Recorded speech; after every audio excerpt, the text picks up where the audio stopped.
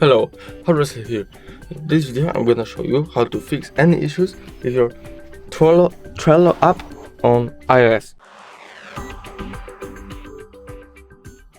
First, what you want to do is go up to check is for update. So you go to the App Store, search bar, Trello,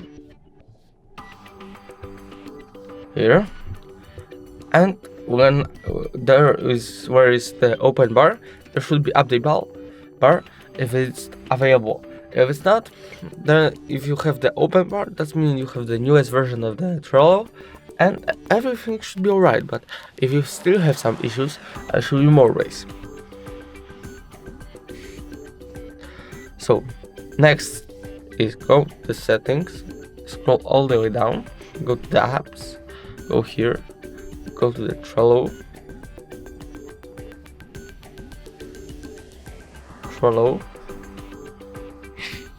and you should set up your settings to the fabric, like mine.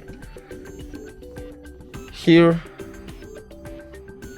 right there, the CV, right here, the search, right here, background app refresh, and language.